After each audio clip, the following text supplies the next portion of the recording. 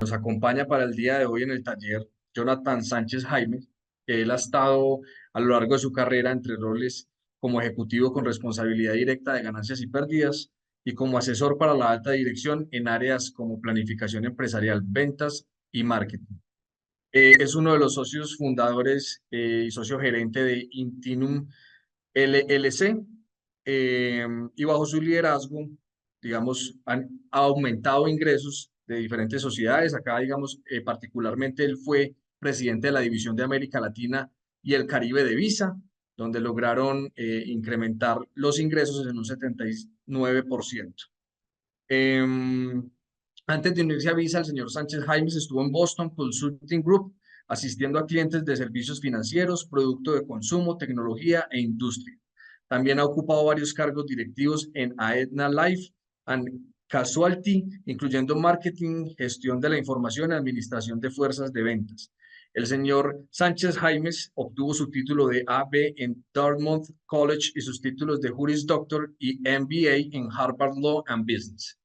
Mejor dicho, a aprovechar conocimiento de alguien que tiene una trayectoria increíble y que tiene unos estudios increíbles, que ha logrado unos hitos increíbles y que afortunadamente logramos sumar este año a nuestro evento, porque eso es lo que queremos nosotros para ustedes, los emprendedores, es que aprendamos de los mejores posibles. Entonces, Jonathan, bienvenido, y el escenario es todo tuyo. Gracias, Juan. ¿Cómo están todos? Esto va a ser un poquito diferente para mí, hacer esto sin una interacción. Como van a ver de la presentación que les voy a dar, va a haber muy pocas palabras en las diapositivas, y voy a tratar de hacerlo lo más interactivo posible, que siempre va a ser complicado. Entonces, Juan, corrígeme, pero lo que yo quiero hacer es hablar de varios conceptos, dar ejemplos y al final abrirlo a preguntas donde voy a intentar responder. Pero mientras tanto, lo que les invito es, yo sé que cada uno de ustedes se ingresó a este taller por un interés o una inquietud, una duda, una curiosidad sobre negociación.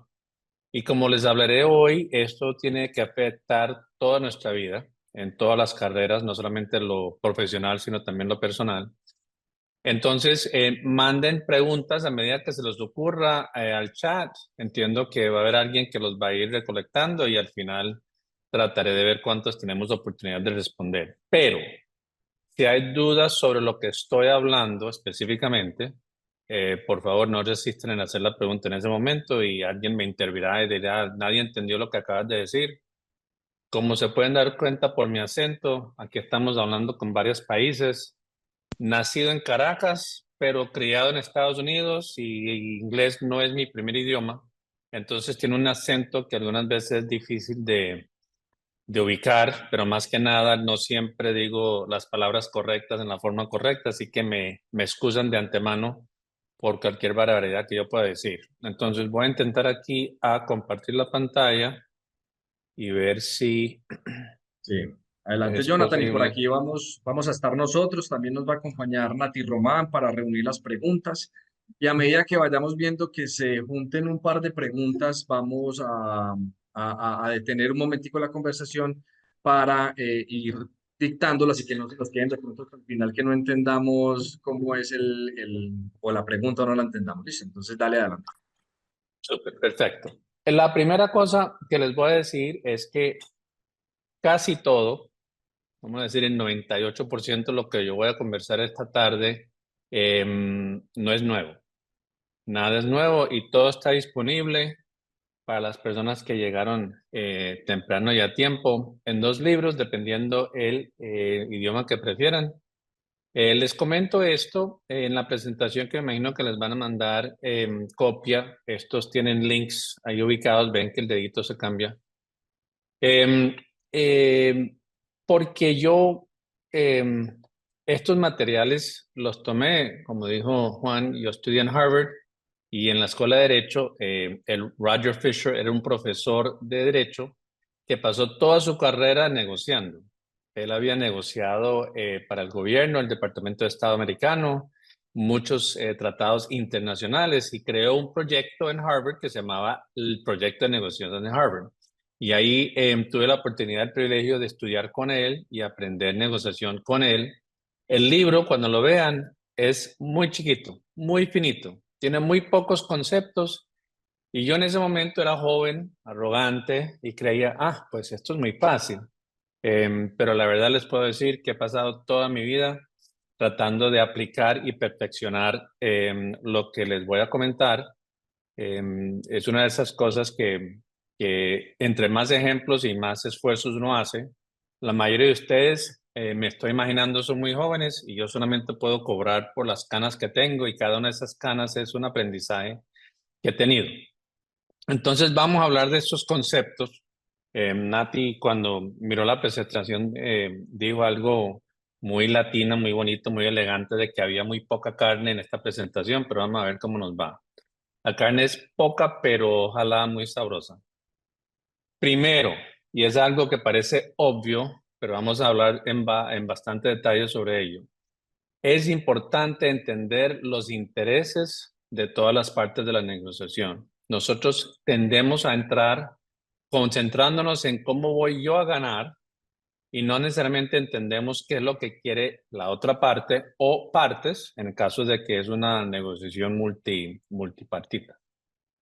Segundo, y esto no es en temas de importancia, todos estos son igual de importancia y son core al concepto que les voy a conversar. Los mejores acuerdos se basan en principios y no en posiciones. ¿Qué es lo tradicional? Yo he tenido la oportunidad de trabajar muy de cerca en Medellín. Los paisas se destacan y son muy orgullosos de su capacidad de negociación. Y un paisa típico, su negociación es, si yo quiero terminar en 50, te voy a pedir 100, medimos a 75 y ojalá termine en 50. Y cualquier cosa por encima de 50 es bueno. Eso es clásico de negociar por posiciones. ¿Sí? Y vamos a hablar por qué es muy difícil llegar a negociaciones concretas y sólidas y duraderas y donde todo el mundo esté contento basado en posiciones. Tercero, el libro en castellano tiene una traducción de BATNA, como es una palabra que suena casi castellana, me parece importante, yo la uso en sus siglas en inglés. Es indispensable tener y entender la BATNA que uno tiene cuando uno entra a la negociación. BATNAS es en inglés la mejor alternativa a un acuerdo negociado. Es qué pasa si no eres capaz de negociar. Eso es tu BATNA y la tienes que entender y más importante, estar dispuesta a utilizarla. Yo siempre con mis clientes cuando les voy a hacer una negociación les pregunto, ¿cuál es tu BATNA? Y más importante, ¿cuál es tu walkaway? ¿En qué momento tú dices, ya esta negociación no me sirve? Entonces, estos tres conceptos los vamos a entrar en más detalle a ver cómo nos va. Primer concepto, y cuando yo hablo de intereses, estoy hablando de intereses subyacentes, los intereses que las personas dicen que tienen. Algunas veces son los intereses, pero no siempre son los intereses. Primer tema, va a haber una relación entre las personas que están negociando que va a existir más allá de la negociación. El ejemplo concreto para ustedes es, van a negociar un precio de capitalización y valoración de la empresa a un fondo capital privado que va a invertir, ¿sí? O una empresa que va a hacer una inversión estratégica.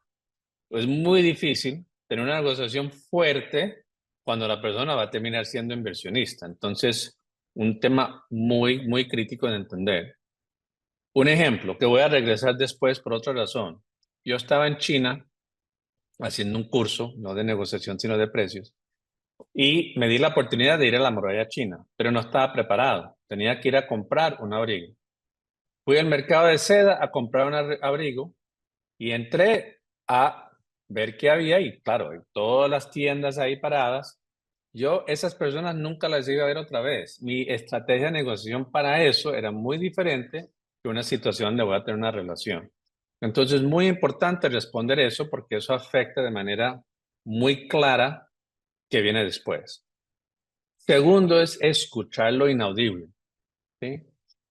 Para esto les voy a referir a mi mejor, a mi favorito serie de televisión.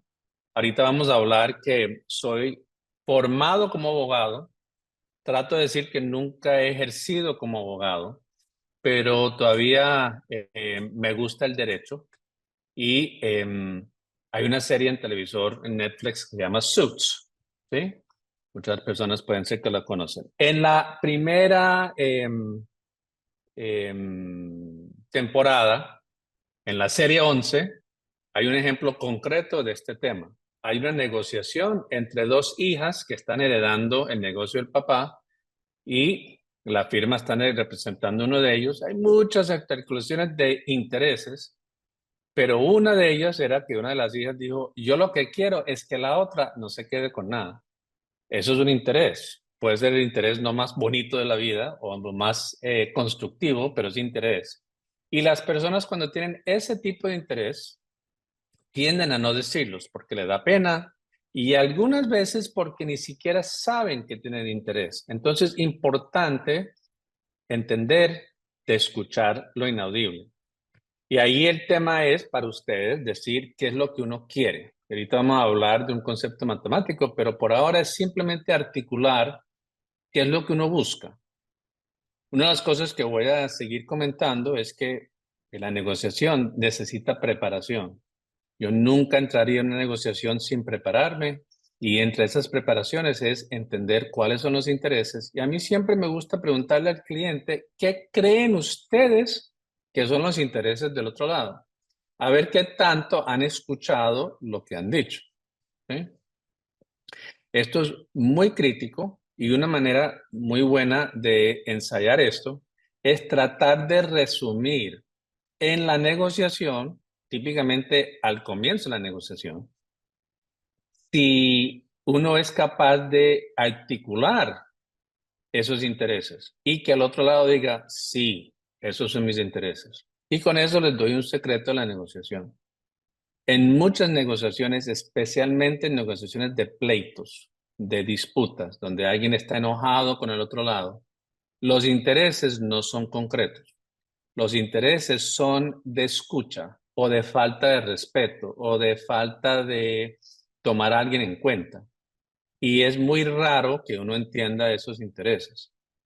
Yo tenía una familia, yo trabajo con familias empresariales, a donde yo había entendido los intereses y yo hice un juego de roles en frente del grupo de personas afectados, a donde primero canalicé una de las partes y articulé mis intereses como que si yo fuera esa parte. Y todo el mundo, sí, sí, eso es lo que estoy diciendo, sí, eso es el caso.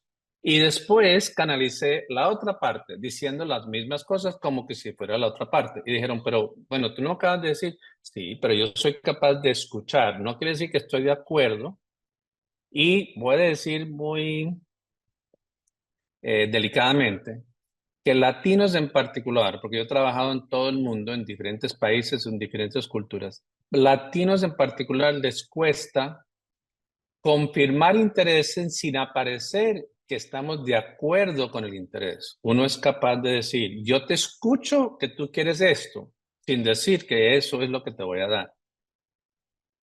Entonces, hablemos un poco de la matemática. La matemática y la negociación para mí son inseparables. Y ahora les voy a asustar un poquito porque me imagino que muchas de las personas en el foro no vienen a estos tipos de foros o a estos tipos de negocios de emprendimiento por la matemática, aunque siempre van a haber algunos. Y mostrarles el concepto de la función objetiva. La función objetiva es un concepto matemático de, créelo o no, de negociación. Pero más importante, tiene que ver con maximizar y encontrar el Pareto. Matemáticamente, ¿qué es una negociación? Se mira más o menos así. Uno quiere maximizar el valor de X, donde X es los intereses que uno les cumple un resultado negociado. Y ahora sí están asustados. Vamos a ver si podemos descifrar esta fórmula. Ese X es la suma, y aquí es la parte importante, de varios intereses. Muy pocos de nosotros entra en una negociación con solamente un interés. Hay varios intereses y tenemos que articularlos uno por uno. Pero lo más importante es entender la ponderación de cada interés. No todos los intereses son iguales. Entonces, Me voy a inventar. Yo formé una empresa y estoy haciendo un proyecto de emprendimiento para optimizar mi patrimonio y maximizar mi valor en la cual la vendo. Esto puede ser uno de los intereses, pero en mi experiencia, muy raros son los emprendedores que viven de eso. Muchas veces tienen otros intereses. Comercializar una tecnología que les parece que puede ayudar a algo en el mundo, poder crear empleo o avanzar un país, especialmente en América Latina. Entonces uno tiene que entender cuáles son los intereses y cada vez que yo veo intereses sin ponderación, yo lo que digo es, aquí no hemos ensayado suficiente, porque son muy raras las negociaciones que cumplen el 100% de todos los intereses. Normalmente hay trade-offs. Yo te puedo dar A o te puedo dar B, pero no te puedo dar A y B en la misma cantidad. Entonces, lo que ven a ustedes en ese gráfico ahí a la izquierda es que uno está tratando de maximizar X, pero eso es una combinación de varios intereses y uno trata de decir cómo yo hago para tener suficiente los intereses que me importan, pero muchos de los intereses que me importan más. Voy a parar ahí con la conversación de intereses y ver si hay preguntas. Esto es un poquito complicado hacerlo en una dirección. Normalmente estoy acostumbrado a ver caras y reacciones y dudas, entonces les voy a pedir ayuda si hay preguntas o si lo que estoy diciendo tiene algo de sentido para todos.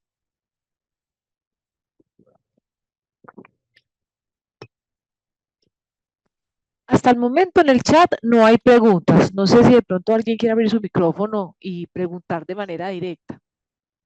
O están todos tan aburridos o tan confundidos que no saben ni dónde comenzar.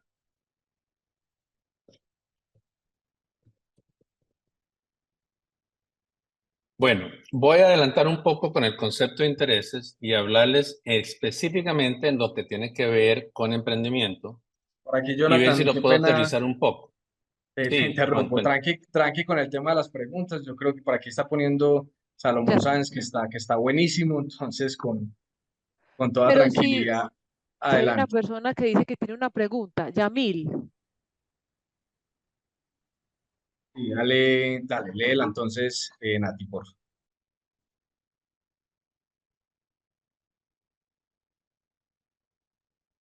Yamil no la escribió. Ah, sí, ya que la escribió. Normalmente, cuando estás buscando una inversión más allá que con capital, sino experiencia y mentoría, ¿cómo se negocia eso? Sí, lo que les gusta a todo el mundo decir smart money. Smart money es fácil decir, pero es difícil articular y encontrar. Primero, entender qué es lo que de verdad uno busca. Y a mí en particular, típicamente los emprendimientos no se hacen por una persona. Cuando los emprendimientos se hacen con una persona es muy fácil en algunos sentidos y muy difícil en otros. Típicamente se hace con varias personas que se han juntado para hacer un proyecto. Entonces la primera cosa es uno entender entre sí qué es lo que son sus intereses. Y si uno de los intereses es tener smart money o tener ciertas capacidades, tener acceso a mercados, entonces es importante ser muy, pero muy concreto en ese interés y decir muy claramente. Ahora, yo tengo dos hijas, ya las hijas son mayores, pero cuando era chiquita yo vivía en Miami y la idea era si querían ir a Disney o querían ir a Universal. Y ellos siempre me decían, no, papi, pero eso es una pregunta trampa. Pues el problema es que no podemos estar en Disney y en Universal a la misma vez. Entonces, una manera de entender es hacer una versión de lo que en el mercadeo se llama análisis conjunto y es imaginarse escenarios antes. Hay emprendedores que no les gusta imaginar porque uno dice, me estoy comprando problemas, pero usemos ese ejemplo. Hay un inversionista A que te ofrece $1 millón de inversión y es cero valor agregado. Y el otro que te ofrece $500,000, pero es mucho valor agregado. ¿Cuál prefieres? Normalmente uno va ajustando los números. 2 millones y 100,000. 1,750,000. Obvio que si es 1 millón en los dos casos, vas a preferir smart money. Pero la vida está llena de trade-offs y esta fórmula matemática dice que estás dispuesto a ceder para obtener lo que dices que quieres, ¿sí? Y esa manera de hacerse uno mismo una pregunta es importantísimo para el concepto. En el mundo del emprendimiento, una manera de ver también el Objective Function es entender el concepto de Enterprise Value, ¿sí? Yo trabajé mucho en empresas de fondo de capital privado y ahí, cuando me asignaban a trabajar un proyecto, la primera cosa que yo preguntaba era cuál era la tesis de inversión, qué es la definición de Enterprise Value para esta industria, porque no siempre se ve igual. Entonces, si uno entra con la idea de que yo voy a optimizar y el Objective Function, la función objetiva aquí es el Enterprise Value de la empresa, tenemos que entender eso. Yo, desafortunadamente, como ven por mi edad, me crié y nací y evolucioné cuando no habían celulares. Y yo vi el mundo de los celulares aumentar y el mundo de las líneas alámbricas morirse. Y ahí era fascinante porque el Enterprise Value se medía por algo muy simple, que tenía un acrónimo súper interesante. Se llaman POTS, P-O-T, Pablo Oscar Tomás. POTS eran plain old telephones, ¿sí? Teléfonos simples. Y cuando las empresas celulares crecían, se valorizaban por algo muy simple, cuántos usuarios tenían. A ellos no les importaba rentabilidad, a ellos no les importaba gastos administrativos, a ellos no les importaba lifetime value, no les importaba CAC, no les importaba nada de lo que conocemos hoy. Lo que les importaba era simplemente cuántos usuarios tenías.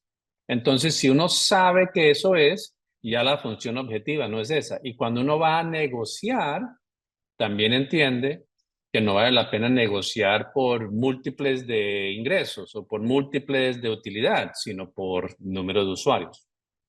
Entonces, crítico poder entender ese concepto y poder aplicarlo y uno tenerlo claro entre sí, porque la única cosa más desastrosa de tener una negociación sin entender los intereses es si dentro de la empresa hay diferentes versiones de lo que son esos intereses.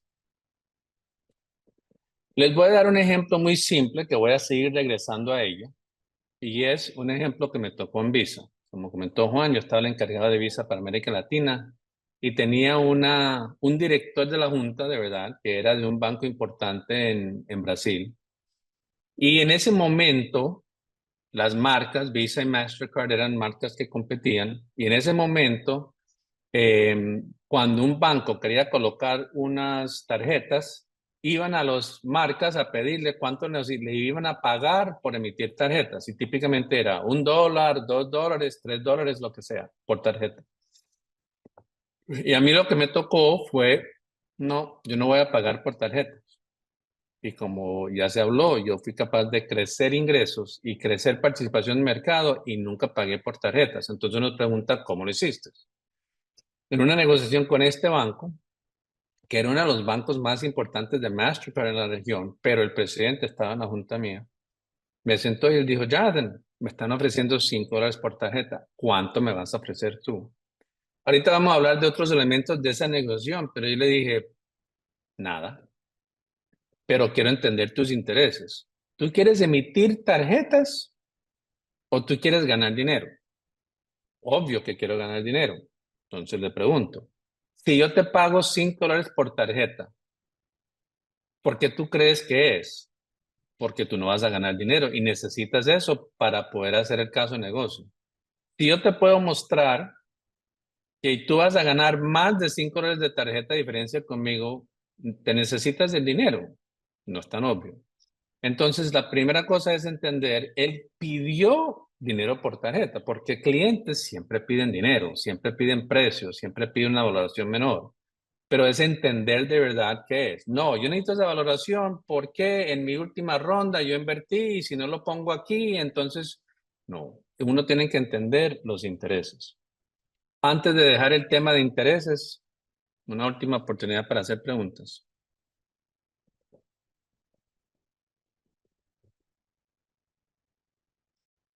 Listo. Vamos a hablar de posiciones versus principios. Otra vez, el ejemplo clásico de una posición de verdad es lo que la mayoría de las personas conocen como una negociación tradicional. Esa negociación tradicional es cuánto quieres por ese X y alguien dice 100, la otra persona dice 200 y tratan de encontrar el valor en el medio. Yo, por principio, les puedo decir que con muy pocas excepciones que ahorita vamos a hablar, nunca en 40 años de carrera, nunca he negociado con posiciones con nadie por ninguna razón. Siempre, y cuando yo digo siempre, siempre, además de que mi profesor me mataría, siempre lo hago por principios, que son negociaciones por posiciones versus negociaciones por principios. El concepto de la posición es, aquí yo quiero ganar, entre comillas, mi objetivo es ganar, y la única manera que yo puedo ganar es si tú pierdes. Eso es lo tradicional, ¿sí? Si yo entro en una negociación para una ronda de capital, si tú tienes más valor, yo me voy a diluir, yo voy a perder, tú vas a ganar. Y como hace la pregunta, puede ser que tú ganes más porque el valor total de la empresa va a valer más con esa inversión, pero no siempre lo reconocemos. Las posiciones, cuando uno comienza con una negociación por posición, tienden a asumir que el juego es un juego de cero. Es una torta finita que si yo gano, tú pierdes, si tú ganas, yo pierdo. Y el concepto de gana-gana es un concepto que es fácil comentar, pero no muy fácil de implementar. Y les voy a dar un ejemplo que parece no muy modesto, pero estoy diciendo por un ejemplo. Yo estaba en este curso con este profesor, era un seminario, un curso con muy pocas personas. Yo dije, esto es muy bonito, pero el concepto es que todo el mundo en el curso está tomando el mismo curso, con el mismo profesor, entendiendo el mismo libro y claro que vamos a tener negociaciones chéveres. Entonces, para el examen final, lo que yo le propuse al profesor es que yo y una compañera del curso nos íbamos a inscribir al curso de negociación de la Escuela de Derecho, a la concurso. Ahora, yo no sé cuánto ustedes saben o han escuchado del negocio de Escuela de Derecho de Harvard, pero es un ambiente bastante competitivo. Ahí no van personas que les gusta perder. Entonces, uno entrar a un concurso de negociación allá era la definición de un concurso de cero suma. Y en ese año, el tema era una negociación de un sindicato entre maestras y la junta escolar. Iban a dar un premio por la mejor negociación que obtuvieron el gremio, el sindicato de maestros y el mejor premio para la junta escolar. Y no, yo y mi compañera representamos la junta escolar. En ese año, en ese curso, les puedo decir, otra vez, no muy modestamente, que ganamos el concurso, ¿sí? Y validamos que de verdad las técnicas del profesor Fisher aplicaban. Pero más importante y lo más interesante, y nunca ha pasado ni antes o no me dicen si lo ha pasado después, yo he preguntado, también ganó el equipo que estaba representando el sindicato de maestros. Esa es una definición de gana-gana. Fuimos capaces de dar y optimizar la función de lo que era intereses para cada uno de ellos. Eso es posible. Lo que uno tiene que hacer es entender cuáles son y encontrarlos y maximizarlos. Ahora, no se puede negar el tema de las culturas. Voy a regresar a el mercado de sede. Fui allá a comprar un abrigo. Fui a la primera tiendecita, había pues era ancianita, que voy a decir, una típica ancianita tendera de mercado en China, que está vendiendo un abrigo. Yo le pregunto, ¿cuánto es el abrigo? Me dice X. Yo le digo, ok, hay todo un mercado, yo voy a ver qué hay en el mercado y me comienzo a caminar. Y ella literalmente me pega, toma la sombrilla y me pega. Y yo le digo, ¿y eso qué? Tú estás supuesto a negociar. Yo te di un precio, la regla es que tú tienes que darme otro precio y con eso vamos a negociar. ¿Sí entendieron el concepto? O sea, culturalmente ella estaba jugando y yo no iba a jugar ese juego y nada asombra más que cuando uno no lo hace. Entonces uno puede tomar en cuenta, en Medellín los países les gusta negociar por posición, en China ni hablar, en Turquía son famosos, pero uno no tiene que ser esclavos a ellas. Les voy a dar otro ejemplo también de Medellín. Yo estaba vendiendo un apartamento y me llama alguien que a propósito no era de Medellín, era de Curazao, a comprar el apartamento. Le había dicho a mi asistente que estaba dispuesto a pagar el precio que yo estaba ofreciendo al apartamento. Yo sabía que no era el caso, pero antes de cerrar y firmar el acuerdo compraventa, quería hablar conmigo. Yo sabía por qué quería hablar conmigo, era para negociar el precio. Me dijo, ¿por cuánto aceptaría? Dame una rebaja. Yo dije, no, ese es el precio. Si quieres lo aceptas, si no, yo lo dejo en venta. ¿Sí?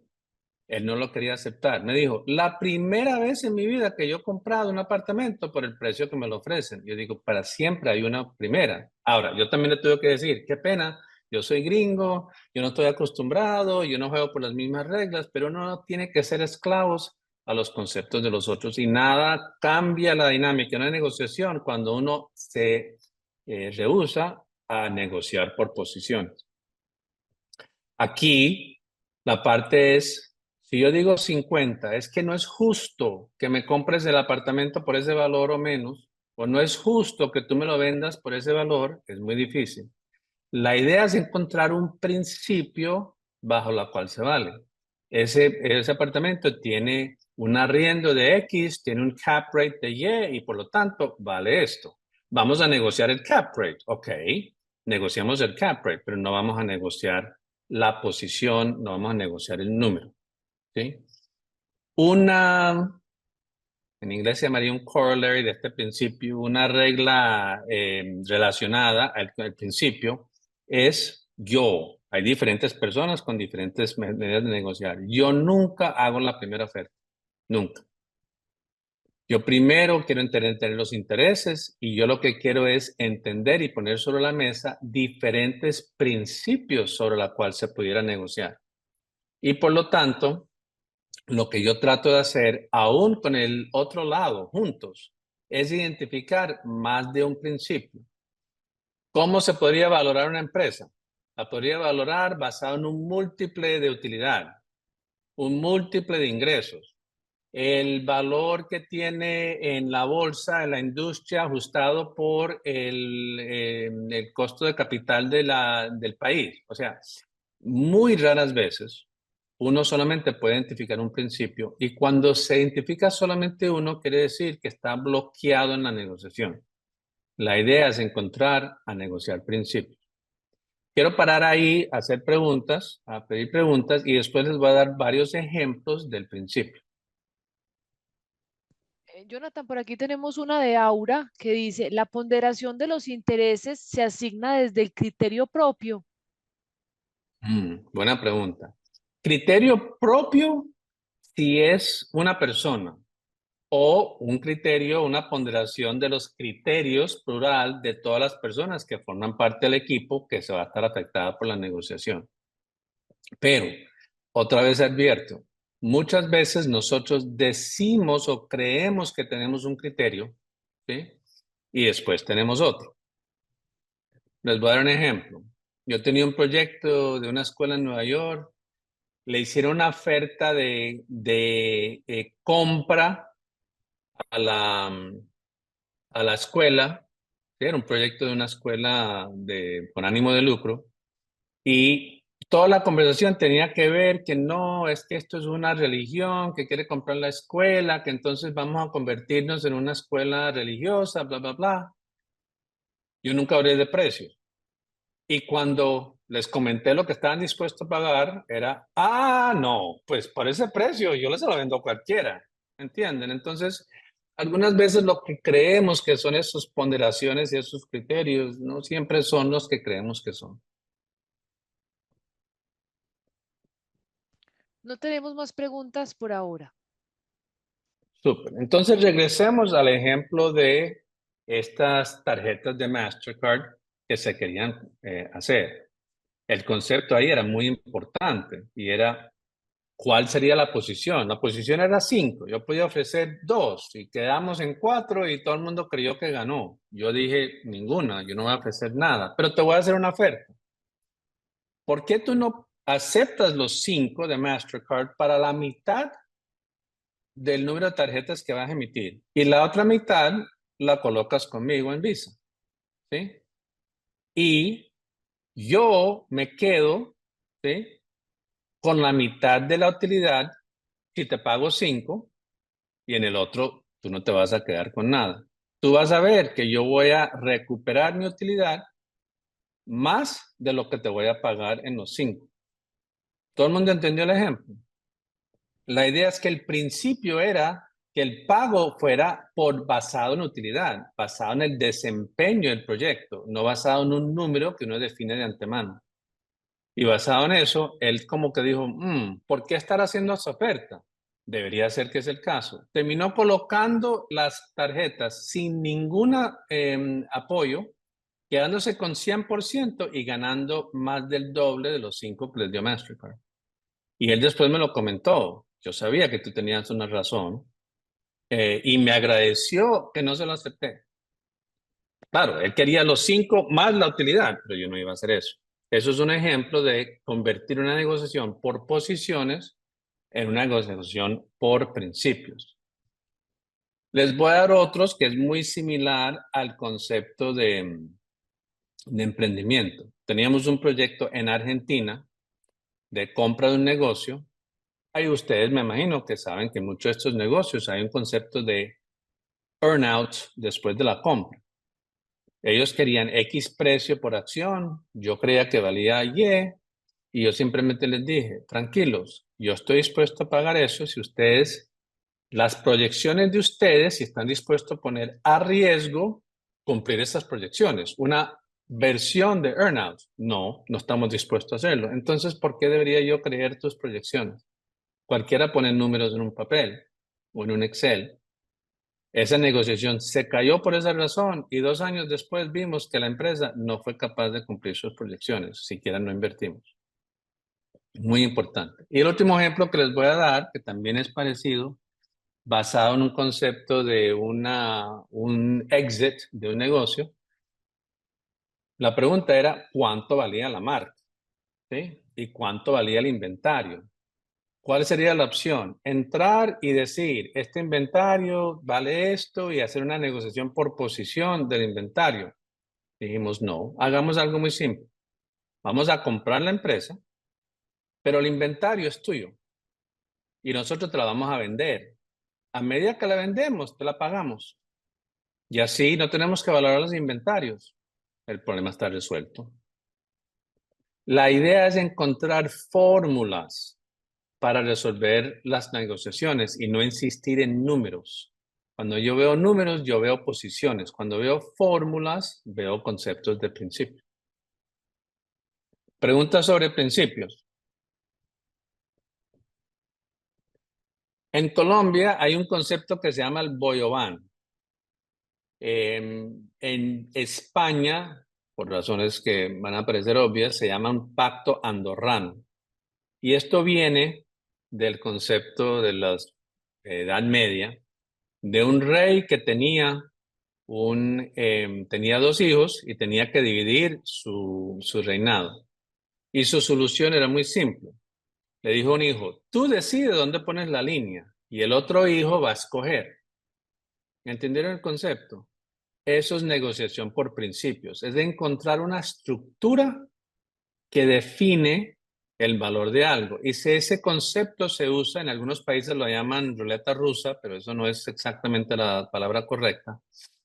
Es una manera de resolver un problema de bloqueo de accionistas cuando están en disputa, pero también es una manera muy bonita de decir, yo creo que este inversionista me va a servir, pero yo quiero poder tener una opción de salida si no me sirve, ¿sí? Pero como le digo yo hoy que quiero negociar el prenuptial agreement cuando no hemos casado? Y una de las maneras de hacerlo es poner un put o un call en el acuerdo y tener la opción de salida con una fórmula elegante, sin estar teniendo que negociar posiciones en ese momento. Entonces, hemos hablado de la importancia de intereses y sobre eso también la importancia de negociar con principios. ¿Sí? Vamos a ir a la tercera parte de la conversación, que es el concepto del BATNA. Otra vez, Best Alternative to a Negotiated Agreement, la mejor alternativa a una negociación acordada.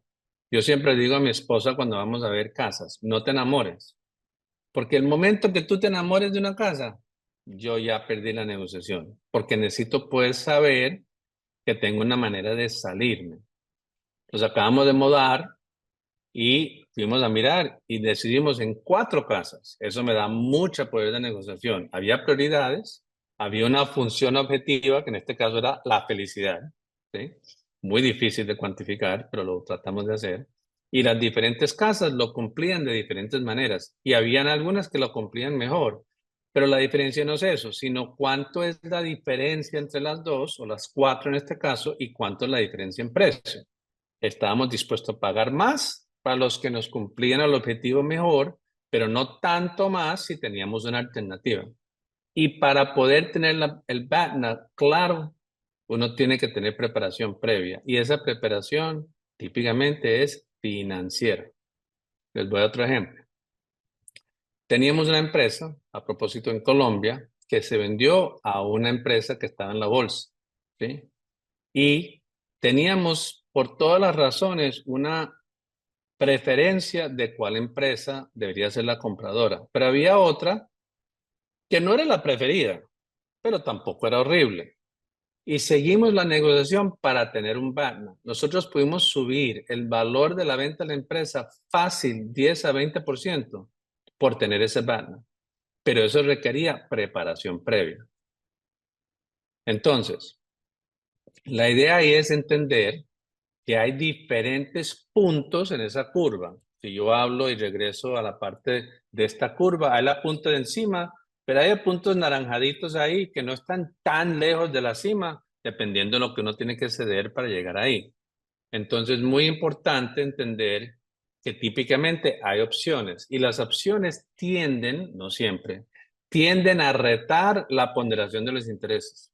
Una, en este caso de la venta de una empresa, la empresa nueva, el fundador se sentía muy tranquilo que iba a cuidar a los empleados y él estaba literalmente dispuesto a aceptar menos dinero para una empresa que le iba a cuidar a sus empleados, que él había invertido mucho, los había seleccionado y creía mucho en ellos, ¿sí? Entonces, hay algunas personas que dicen que creen en los empleados, pero después dicen, no, ¿quién me paga más? Él está dispuesto con su billetera de votar sus prioridades. Entonces, entender cuáles son esos intereses y esas opciones.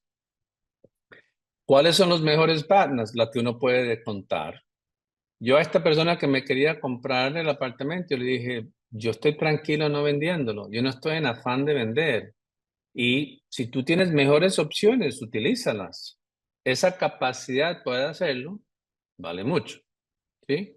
Yo hasta le dije que no es común. ¿Por qué no hacemos algo? Acepta la oferta a este precio, te doy 10 días. Si tú encuentras otra opción que es mejor, cancela conmigo, tranquilo.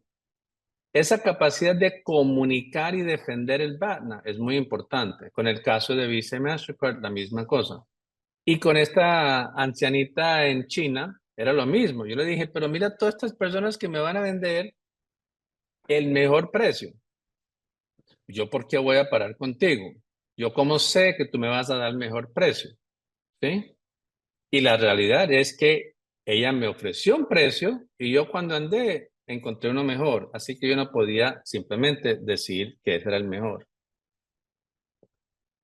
Es importante entender algo. A mí no me ha pasado muchas veces, pero yo creo que de 100 negociaciones, unos 2 o 3 no llegan a una conclusión. Porque si entienden la parte matemática, puede haber un conjunto nulo de acuerdos. Lo que cumple los intereses de la parte A y los BATNAs que tienen ellos, puede ser que no crucen con los intereses y los BATNAs de la otra parte. Y en ese caso, no hay acuerdo. El problema es cuando uno trata de forzar el acuerdo. Y uno dice, ay, no, es que me da pena pararme y decirme que aquí no hay acuerdo. Yo quiero seguir insistiendo, insistiendo, insistiendo. Y algunas veces la mejor cosa que uno puede hacer es no llegar a un acuerdo. Yo he contratado personas que han negociado conmigo con cual yo no he llegado a acuerdo. Por esa razón. ¿Sí? Concepto de intereses. Concepto de principios y concepto de balance. Le voy a dar un ejemplo muy personal. Uno podría decir muy atrevidos. Les voy a dar dos. Como contó Juan, yo trabajé en una empresa de seguros en Estados Unidos y tuve el lujo y el privilegio de que ellos me pagaron la maestría, los 4 años de Derecho y el MBA. Y llega al final de ese proceso y yo tengo que ahora pensar cuál es el rol que quiero hacer y cuál es el rol que yo quiero, cuánto me van a pagar de salario. Nunca habían tenido nadie con mi preparación académica, una empresa de 50,000 personas. Y yo les di un principio muy simple, porque yo no me sentí tranquilo en negociar con ellos, porque me habían pagado la maestría. ¿Yo cómo puedo negociar? Entonces yo les dije, mira, es muy simple. Y lo negociamos antes de comenzar. Al salir del proceso, simplemente páguenme lo menos que cualquier persona que tiene esa preparación gana ese año. Y ese era mi salario. ¿Entienden el concepto? Era un principio, era un concepto de cómo llegar al número. Y ellos viendo que yo estaba dispuesto a aceptarlo, a mí me pareció por la relación que íbamos a tener. Yo terminé trabajando 7 años más después de terminar la maestría, el posgrado, porque para mí yo valoraba la relación con ellos y yo sabía que sobre el tiempo ellos iban a ser justo conmigo en el salario. Y el otro ejemplo era más reciente. Yo estaba en Boston Consulting, Visa era mi cliente. Habíamos hecho un proyecto para identificar el nuevo presidente de la región y esa persona fallece cuando va a asumir el rol y el presidente que iba a reemplazar me dice, Jonathan, yo necesito que tú tomes el rol. Yo digo, Jim, yo no puedo negociar contigo mi salario. Yo lo único que sé es que yo gano mucho más en Boston que voy a ganar aquí. Entonces, ¿cómo yo voy a negociar contigo? Pero esto es un ejemplo de un principio que es un proceso más que un principio. Yo le dije, como no voy a negociar, yo voy a escribir un número y tú escribe un número. Si los números coinciden, tenemos un acuerdo. Y si los números no coinciden, no tenemos un acuerdo, pero tampoco tenemos una negociación. Y el número coincidió perfectamente bien. Sin decirles por qué, quiero insistir en un poco de interacción aquí, a ver si alguien se entiende por qué los números coincidieron perfectamente en esa negociación, que era muy personal y muy concreta. ¿Sí? Hablemos y cerremos con sugerencias de la negociación. Perdone que no sé por qué está así. Ok, primero, les contamos que yo estoy formado como abogado, pero lo que yo he visto es que 95% de los abogados dañan las negociaciones, especialmente en emprendimientos. Mi solución a eso se llama un term sheet. Es un concepto que no se encuentra mucho en países latinos por ser de ley civil, pero se encuentra mucho en conceptos americanos y en particular en temas de venture capital y de capital privado. El term sheet es nada más que identificar en el idioma muy simple lo que está acordado y decidir, este es el acuerdo. Antes de entregárselo a los abogados, no dejemos que los abogados dañen el acuerdo. Negociemos sobre un term sheet. Y el term sheet típicamente son los intereses que se han identificado, los principios de la negociación y las conclusiones que se ha llegado. ¿Sí? Y cuando los abogados tratan de cambiarlo, la respuesta siempre es simple. Así no está el term sheet. Un abogado latino se enloquece cuando le haces eso, pero la mayoría se adaptan sí, y esto es muy importante, si las personas que han negociado respetan el term sheet y entienden cómo es. ¿Sí? Otro ejemplo, le dije que había excepciones. Algunas veces las posiciones son inevitables, ¿sí? Pero generalmente trato de evitarlo para lo grande. Se ha negociado 95% el acuerdo y hay algunos temas donde hay una posición. Listo, la posición que está relacionada al próximo tema. Escoge las batallas. No todo lo que se negocia, especialmente en una negociación compleja, puede ser igualmente importante. Los intereses tienen ponderación diferentes y uno tiene que estar dispuesto a negociar. Hoy en día tiene una fama diferente, pero en mi época yo estaba negociando con la organización de Trump para una propiedad raíz en Nueva York. Y mis abogados me acompañaron a la negociación, pero yo no dejé que ellos negociaran. Yo estaba negociando. Y la negociación de un documento de 95 páginas era, listo, de acuerdo, listo, no importa, listo, de acuerdo. Y ellos ahí diciendo esto, los abogados están acostumbrados, como se les paga por hora, a pelear cada cosa. Y al final, las cosas que eran importantes, ahí sí. Y ellos me dijeron después, ya entendimos lo que hiciste. Tú generaste una cultura de ceder en lo chiquito. Ya cuando llegaste a lo grande, al otro lado le dio pena decirme que no. Y esto está relacionado con la cuarta. Hay una tendencia de ir diciendo, ok, ok, ok o no ok, pero llega uno grande y uno tiene que reabrir la negociación. Yo desde la entrada trato de decir, nada está acordado hasta que todo esté acordado. Muchas veces yo digo, bueno, dependiendo de cómo seguimos con los otros temas, puede ser que yo acepte esto y lo dejo como en parqueadero para regresar a tomar el mismo tema después. ¿Sí? Y finalmente, si llega un punto, ya sea por posición, donde me toca ceder, siempre exijo algo de vuelta. Les voy a dar un ejemplo. Una familia en Medellín, yo iba a hacer un curso de protocolos de familias, como dije, yo también los apoyo a familias empresariales, y siendo de Medellín me dijeron, Jonathan, yo sé que tú vales lo que estás cotizando, pero yo soy incapaz de regresar a mi familia y decirles que eso es lo que voy a pagar. Dame algo. Yo le dije, ok, mira, te voy a dar un descuento, pero con una condición, y es todo el mundo tiene que haber hecho el pretrabajo del taller. Si solamente uno de ustedes no lo ha hecho, el descuento se cancela.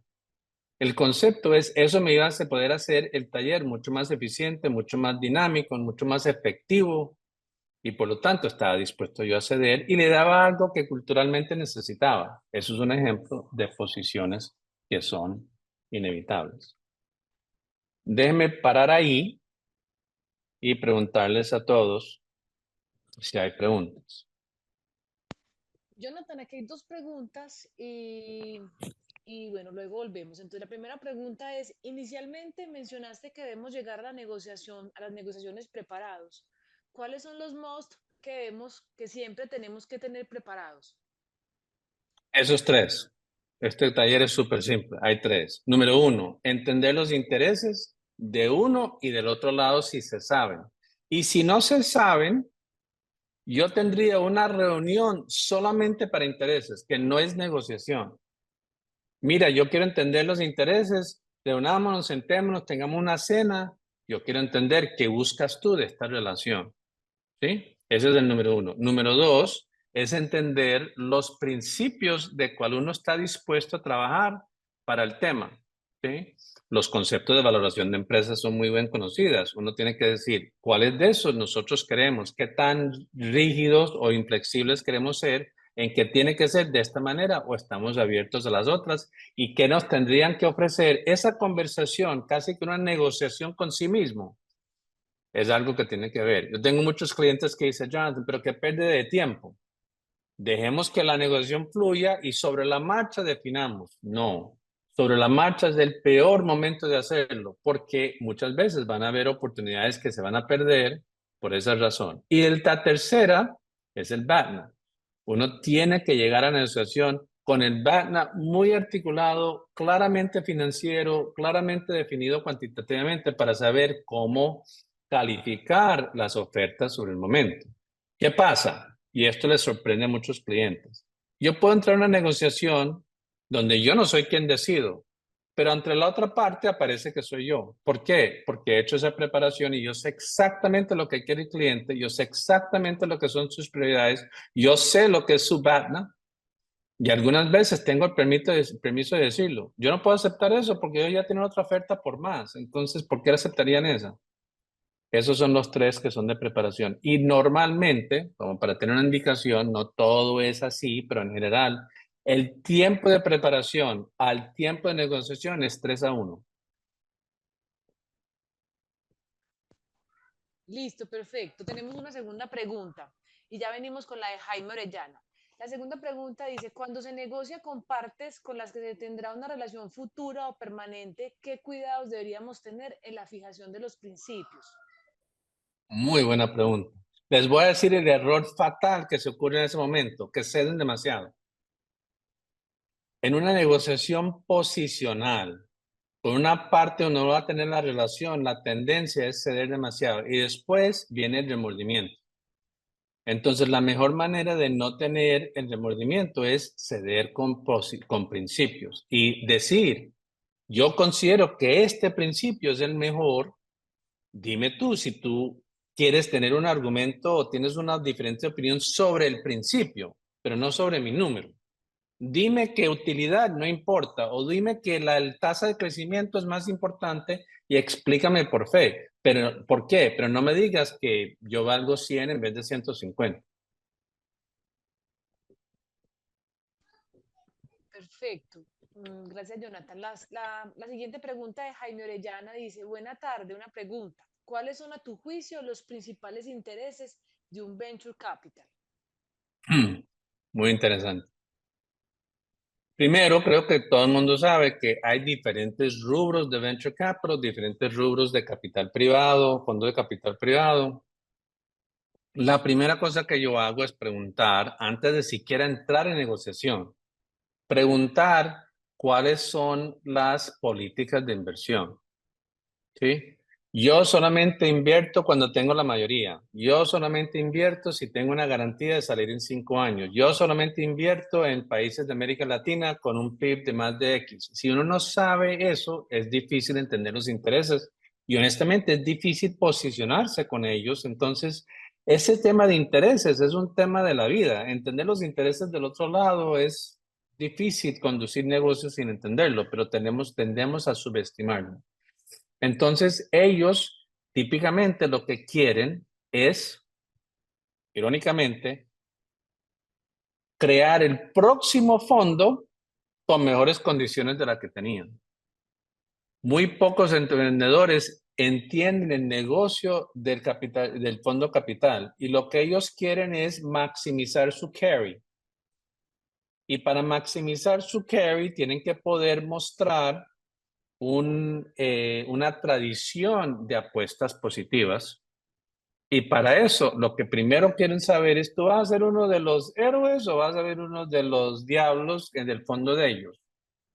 Claro que todo el mundo cree que va a ser héroe, pero no siempre es así. Entonces, entender, lo voy a decir un poquito fuerte, si hay venture capital en el grupo, perdón, me perdonan, pero ellos lo que quieren es maximizar. Su objective function es poder maximizar el retorno de sus inversionistas para a su vez maximizar el retorno de ellos en el carry. No sé si todo el mundo me entendió y si no me entendieron, regresen a la pregunta y yo indago. Tengo una tendencia americana de decir poco y dejar que las preguntas hagan más. Bueno, de pronto si para Jaime fue clara la respuesta o si no puede volver a preguntar. Y tenemos otra pregunta de Yamil que dice, en el momento en el que algún inversionista invierta en la empresa, ¿cuál es el camino más inteligente para aprovechar al máximo esa inversión? Ya sea contratando un analista financiero o alguien de contabilidad o un gurú financiero. Una pregunta es un poquito trampa, lo voy a reversar. Yo quisiera pensar que la maximización, la optimización de esa inversión se hubiera hecho antes de aceptarla, porque si no va a diluir el enterprise value. Pero voy a cambiar la pregunta un poco. Yo creo que lo importante es, si uno tiene claro el objective function que uno está buscando y por qué acepta esa inversión de parte de ese inversionista, de ahí debería definir cuáles son las métricas de éxito. Voy a dar un ejemplo. Yo estoy aceptando esta inversión porque es smart money y me va a dar acceso. A mí me encanta poder decir, mira inversionista, te voy a dar un valor de X, pero por cada nuevo ingreso que yo tenga, el margen bruto de esos nuevos clientes que tú me presentas te van a aumentar tu valoración por X, porque eso es la razón por la cual te estoy aceptando. Y entonces no es una promesa con una esperanza, sino las fórmulas están atadas a la valoración directa. Pero ojalá todo eso se haya hecho antes de aceptar la valoración.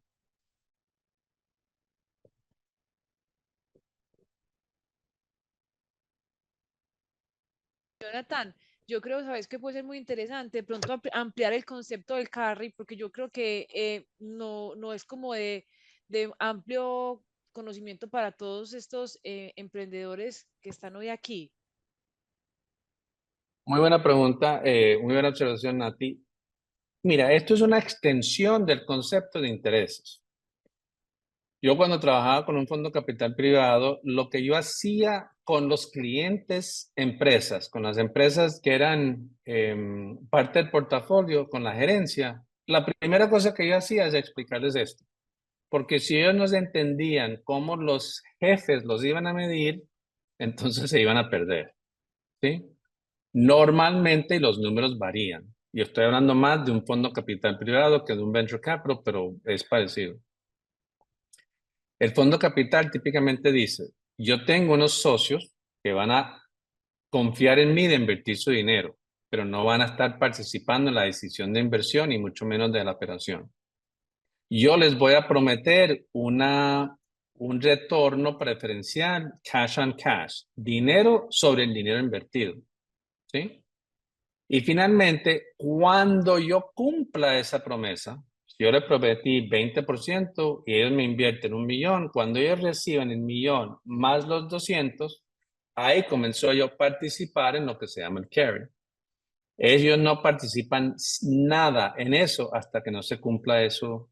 Eso que le dice en la negociación entre ellos y el socio inversionista, les dice, yo no voy a ganar hasta que tú no ganes suficiente para yo justificar mi retorno.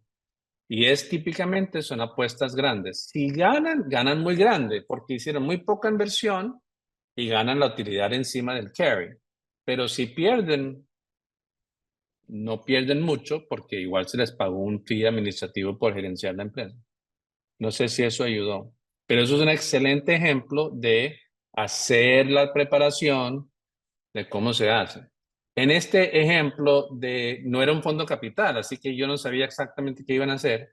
Esta empresa que la vendimos a una empresa en la bolsa, mi preparación era ir, como estaba en la bolsa americana, yo sabía que todas las adquisiciones que habían hecho la tenían que reportar al SEC y yo lo que hice fue ir a eso a ver cómo habían negociado y cómo habían defendido sus adquisiciones y los argumentos de ellos los usé en la negociación con ellos.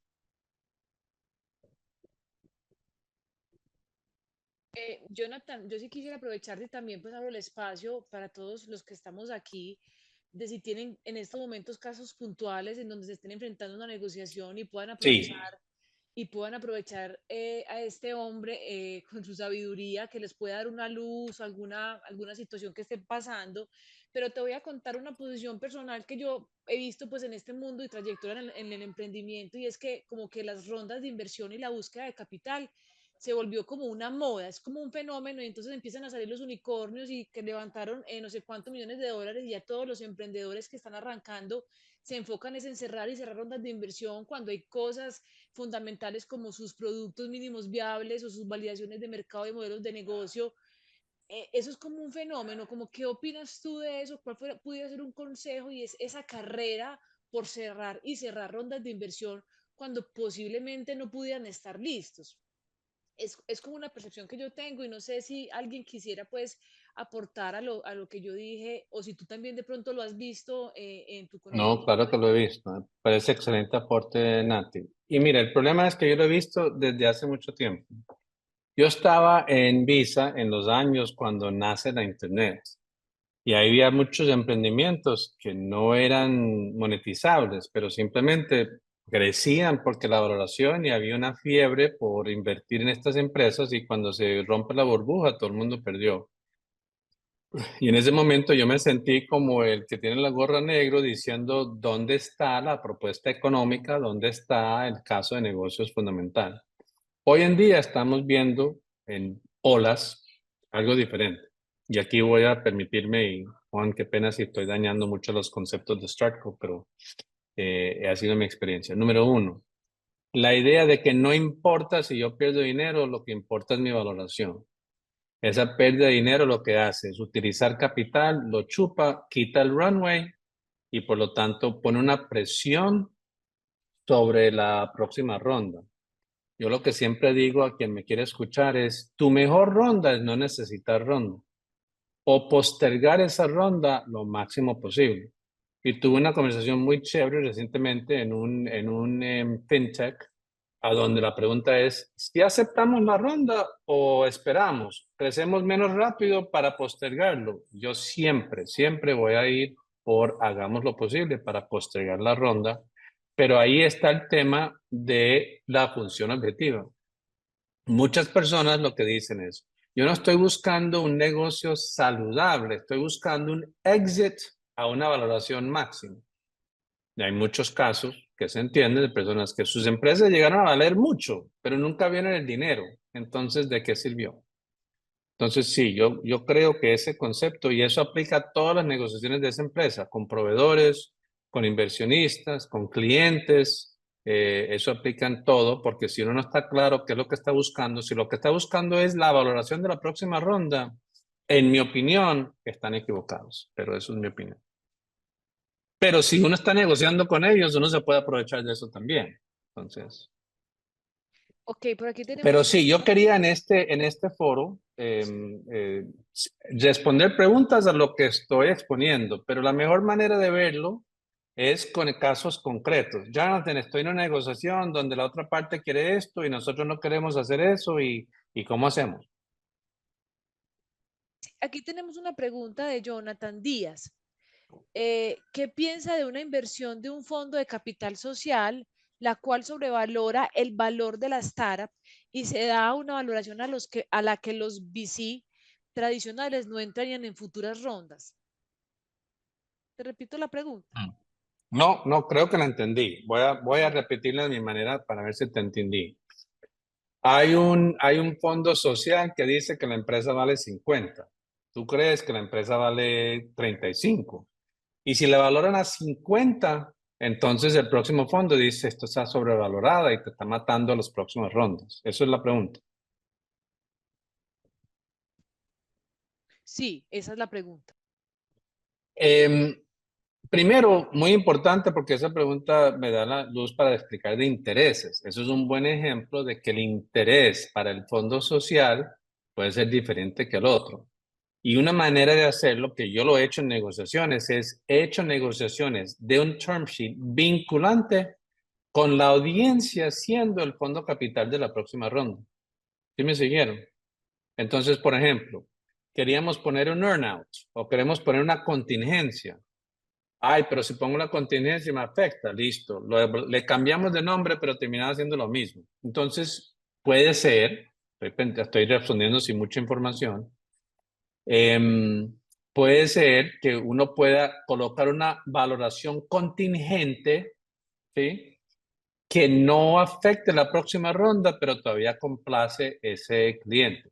Me voy a inventar. Es una empresa que quiere invertir en préstamos para mujeres. Ok, haz una valoración a 35, pero que tiene warrants si sobrepasan X% de préstamos a mujeres. Eso disimula el valor, pero les da lo que ellos quieren, les dan lo que ustedes quieren y no daña la próxima ronda. Eso es un ejemplo de principios flexibles. Ok, por aquí tenemos una manito levantada, pero vamos a resolver primero la pregunta de Salomón. Somos desarrolladores de proyectos renovables. La inversión en etapa temprana es de alto riesgo. ¿Cómo seducir al inversor en etapas tempranas a tomar el riesgo sin vender todo el proyecto? Un hito donde los inversionistas están más interesados es cuando se requiere poner las garantías. En ese punto, lo importante, mostrar proyecciones, cómo aplicar los principios sobre las posiciones. Respondamos la Eso es parte primera. de la misma pregunta. Sí, sí. Entonces, volvemos a leer la primera. ¿Cómo seducir al inversor en etapas tempranas a tomar el riesgo sin vender todo el proyecto? Y ya volvemos a la segunda. Me parece súper bien. Primero, otra vez, todo está basado en mi experiencia. No pretendo tener la experiencia de todas las posiciones que ustedes pueden tener, pero sí he tenido algunos proyectos renovables. Mi experiencia es que los proyectos de emprendimiento son la suma de varios componentes de negocio y los diferentes componentes tienen diferentes niveles de riesgo. Yo trataría de desagregar o descomponer el proyecto y encontrar las que tienen la mejor elemento de riesgo según los intereses de los inversionistas, porque no todos son lo mismo, ¿sí? Y tratar de venderles ese componente. Entonces, tendemos a decir, la empresa en total vale X, te quiero vender una acción de la empresa en total. Pero si lo descompones, puede decir, tengo propiedad raíz, tengo activos fijos, tengo ciertas cosas que valen más que otras y estoy dispuesto a negociar el valor de eso independiente de lo otro. Listo. Y la No sé segunda si todo el es, mundo entendió esa respuesta porque es un poquito complicada. Sí, Nati, sí. La otra pregunta es, un hito donde los inversionistas están más interesados es cuando se requiere poner las garantías. En este punto, lo importante, mostrar proyecciones, cómo aplicar los principios sobre las posiciones. De pronto, Salomón, si quiere tomar voz en el micrófono y explicar, pues hacer la pregunta de manera directa. Yo creo que yo lo entendí. Ah, bueno. Es un ejemplo de descomponer, una manera de decir, mira, no me prestes, pero dame un aval, una garantía sobre mi préstamo, ¿sí? Entonces la pregunta creo, pero Salomón me dirá, es cómo uno valora eso. Y otra vez, siempre voy a dar la misma respuesta. Busquen principios. ¿Cuál es el valor en mercado? Una prima de aval por un banco que tiene un riesgo similar. ¿Cuál es la probabilidad de perder el dinero? Y traten de cuantificarlo, pero con benchmarks que ya existen en el mercado. Listo. Y por aquí tenemos una mano levantada de, vea, les digo de, ay, se me perdió de quién. A propósito, déjame también agregar, Ah, perfecto. donde yo he visto que las garantías valen más es cuando uno está dispuesto a dar unas penalidades muy fuertes en caso de que no se cumplan. Eso ayuda a ustedes a comunicar lo que ustedes perciben de garantías. Como yo fui, mis primeros 11 años, mi carrera fue empresa de seguros y mi mentor era un actuario. Él siempre me aprendió, me enseñó, el concepto es que la persona que tiene más información debería tener menos riesgo. Entonces uno podría decir, señor inversionista, si tú me avalas esto, yo te pago X% por cada millón avalado. Y si por alguna razón no estamos pagando o rompemos un covenant o algo, te doy el derecho a comprar la empresa por X precio, que es un precio demasiado bajo para demostrar que yo de verdad creo que lo voy a pagar. Pero yo no subestimaría el riesgo. Si algo es riesgoso, digan, esto es riesgoso, ¿qué vamos a hacer? Para eso se gana el dinero, por eso hay un capital, mercado de capital, porque hay riesgos. Yo no trataría de minimizar los riesgos que son reales. Perfecto, ya encontré. José Ernei Ospina tenía la mano levantada. José, ¿todavía tienes alguna inquietud? Ah, sí. José, adelante. Ya puedes activar tu micrófono.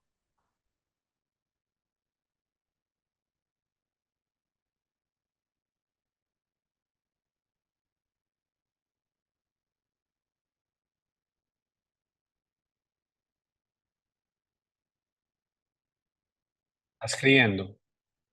Y no me dice que no le sale el micro. Espérate un momentico. Si alguien de pronto tiene alguna inquietud, ya voy a mirar qué pasa con el micrófono de José.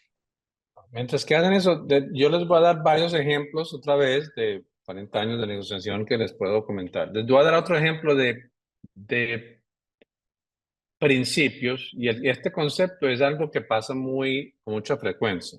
Cuando uno hace una negociación por principio, el otro lado está absolutamente convencido que le quieren hacer trampa. Entonces, el concepto para mí es muy simple. Yo estaba negociando con una empresa de auditoría que estaba haciendo gestión de proyectos para unos proyectos de tecnología.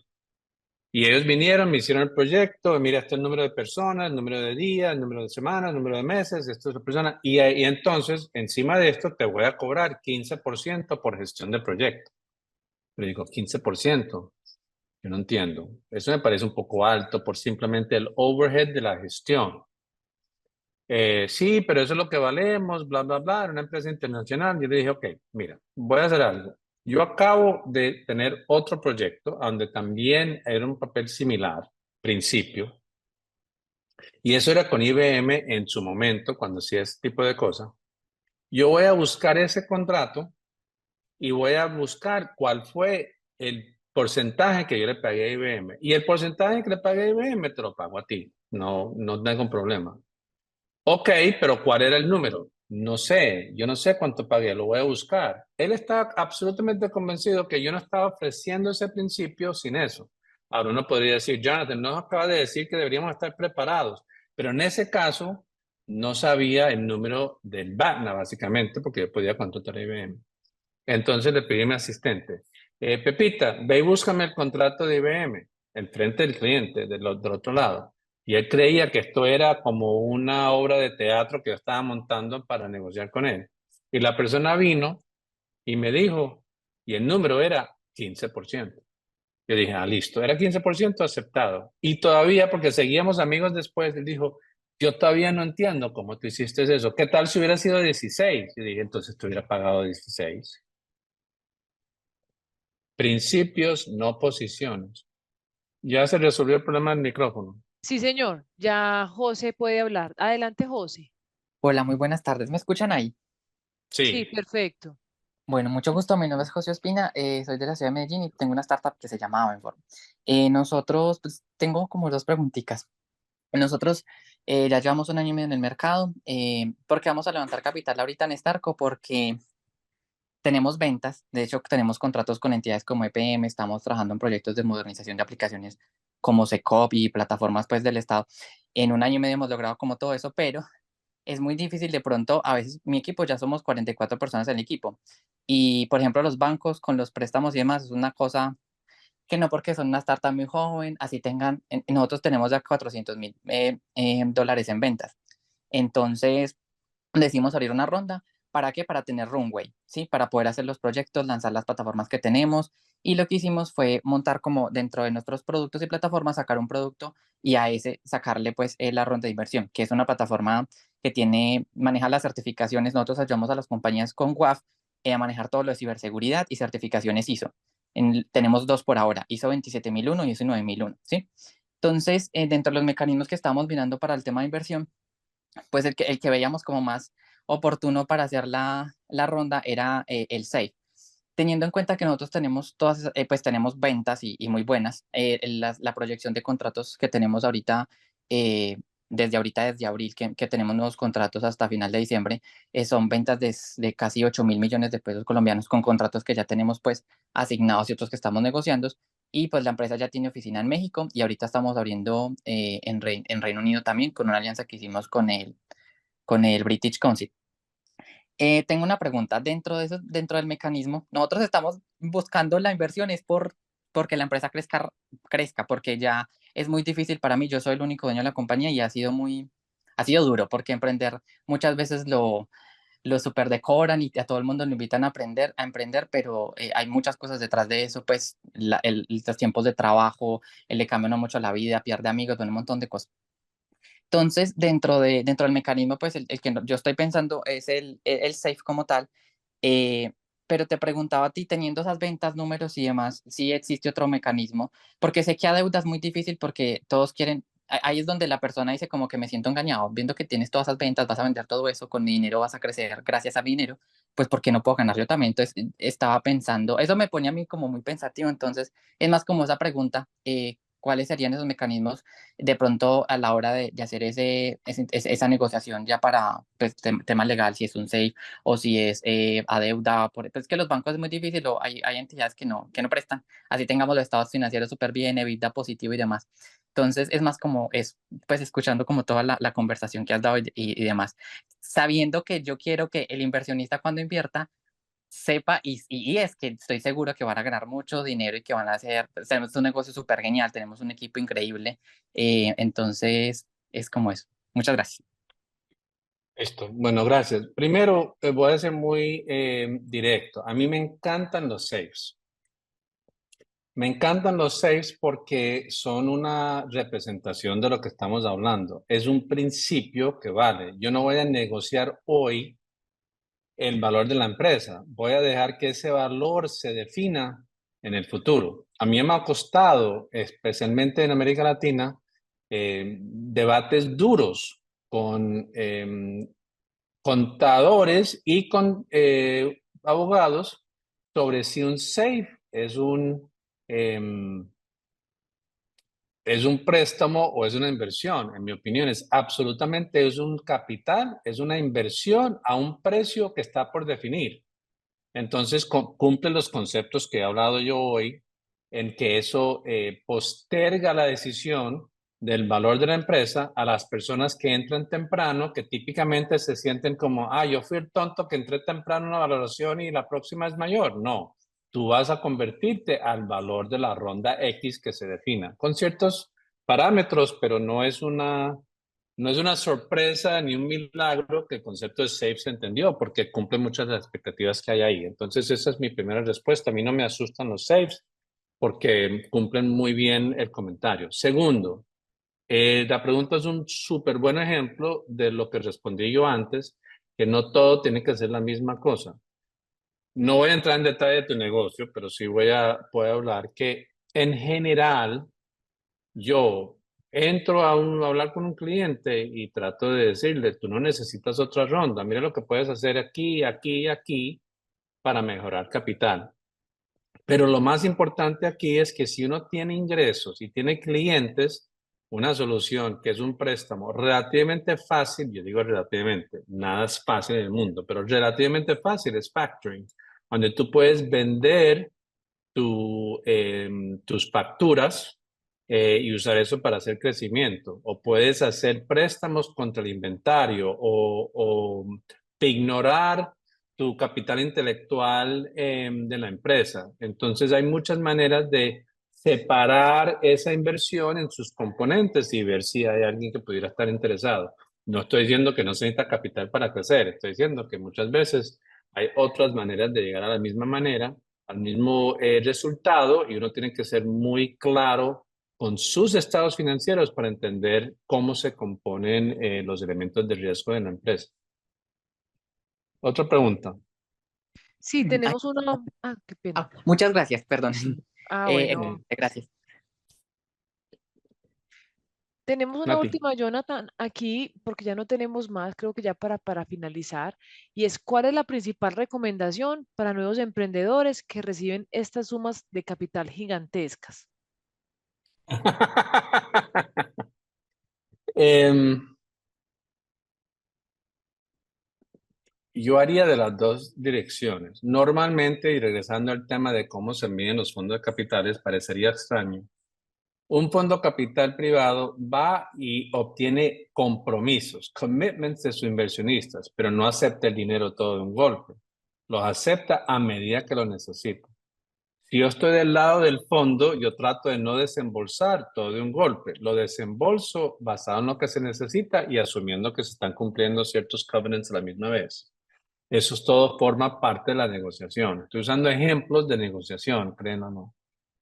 Entonces, una de las cosas que yo diría es encontrar una manera de reconocer que el inversionista va a recibir un valor por no tener que colocar todo el dinero. Y mi respuesta sería, otra vez me va a explotar aquí la conexión del webinar, yo no aceptaría un fondo enorme de dinero porque eso me va a costar en algún momento. ¿Sí? Y hay muchas empresas que han mostrado el problema de hacer eso y lo que genera. No, no, no, no, tenemos que hacerlo a todo coste y después veremos cómo ser rentables. Entonces, el dinero fácil algunas veces daña eso. Digo yo algunas veces porque siempre hay excepciones. Entonces es importante de verdad uno entender cómo fue la negociación. Y si no se necesita del todo, pero lo que se quiere es un compromiso vinculante, garantizado, que el dinero va a estar disponible, ver cómo negociar con el inversionista para tener un beneficio por postergar la caja cuando se necesite, sin ahogar la empresa si de verdad lo necesita.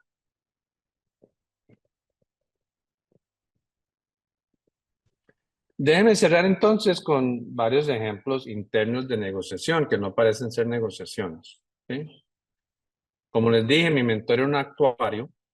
En el primer proyecto que yo tuve con él me contó de haber ido a la empresa de automóviles de Ford a negociar una inversión de un fondo de inversión para sus pensiones para sus jubilados. Reunión, él regresó, dijo, mira lo que me pasó. Le pregunto yo, le entienda lo que estoy dando el ejemplo, de intereses. Señor CFO de Ford, ¿qué es lo que más le duele hoy con las inversiones que tiene? Todo el mundo entiende ese punto. En el mercadeo, cuando estamos haciendo, hablamos de pain points, pero ese concepto de dolor es una muy buena manera de entender intereses. ¿Qué es lo que más le duele? Esto era en los años 80 y él le dijo a mi jefe, yo no estoy pudiendo cubrir la inflación con mis inversiones. Cada año yo pierdo dinero porque lo que yo le tengo que pagar a mis jubilados sube con la inflación, pero mis inversiones no están llegando a la inflación. Y en el momento, uno puede decir esto es tener preparación mental, ¿sí? Él le ofreció al cliente, si yo te puedo ganar la inflación, si yo te puedo superar la inflación, ¿tú estás dispuesto a compartir las utilidades conmigo? Y el CFO dijo, claro que sí. Le dijo, ¿cuánto estás dispuesto a invertir si yo te digo, por cada centavo o dólar que yo excedo la inflación, lo compartimos miti-miti?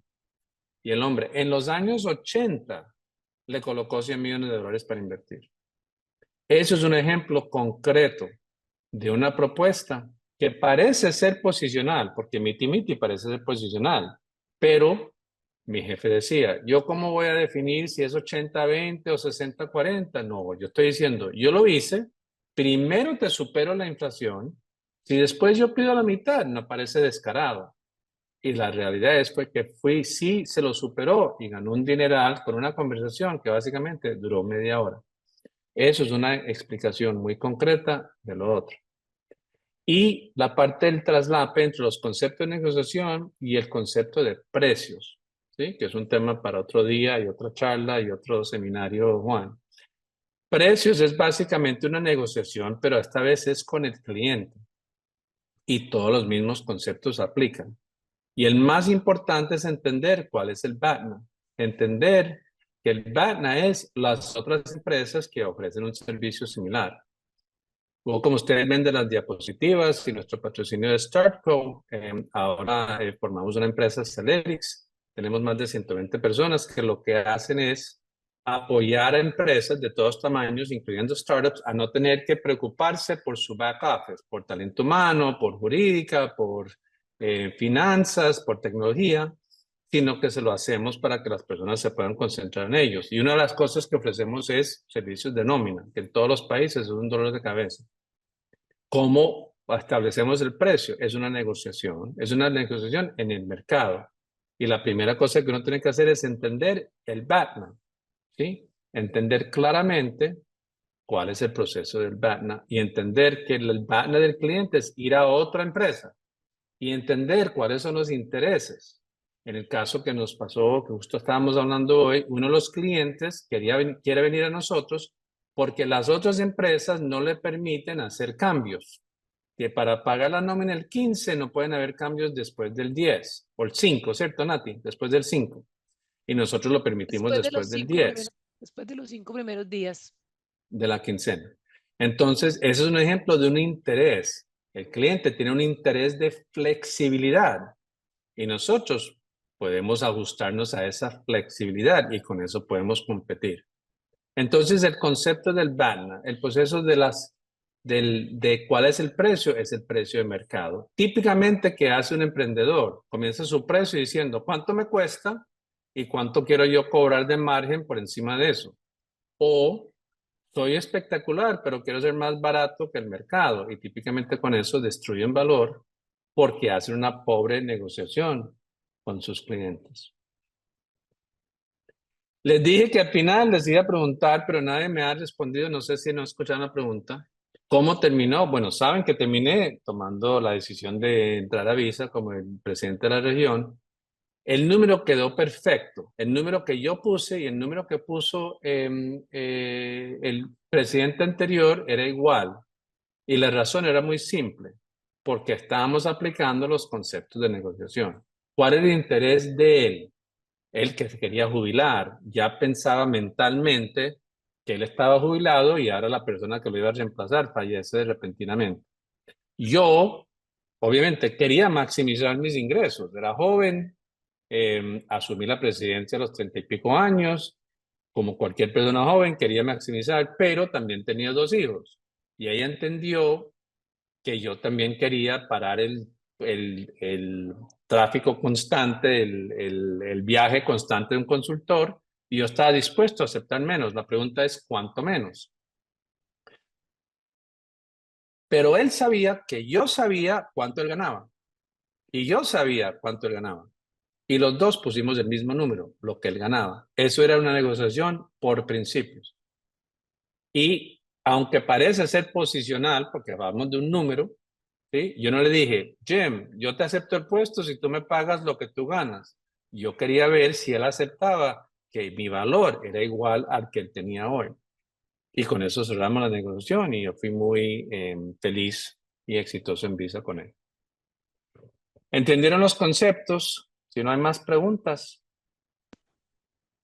No, Jonathan, ya estoy revisando aquí los chats y los Q&A no hay. Bueno, lo bonito es que casi todas las preguntas igual las van a tener si se leen los libros. Es un libro muy chiquito, poco denso, conceptos muy concretos. La diferencia es que yo aprendo algo nuevo en cada negociación, porque a pesar que las negociaciones son y los conceptos son simples, la aplicación siempre hay un espacio para aprender.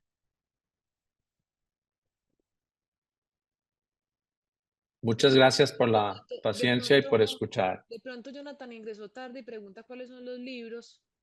De pronto si mostramos la primera diapositiva. Ah, bueno, ok. Me regreso. Esos son los libros. Como les dijo Jonathan, vamos a compartir la presentación con todos ustedes para Y en la poder- presentación, la foto tiene vínculos a Amazon para obtener los libros. Sí, Jonathan, Jonathan, dale, Nati. Nati, gracias. Jonathan, muchas gracias por este conversatorio tan interesante. Creo que va a ser de mucho valor para todos los asistentes. Igual les haremos llegar a las personas que no se pudieron conectar la grabación y la presentación. Y bueno, Juanga se tuvo que retirar en este momento, pero te manda a decir que mil gracias. Súper. Gracias a todos. Muy buena suerte la próxima semana. Hubiera querido estar con ustedes. Chao. Gracias, Chao, feliz día a gracias. todos.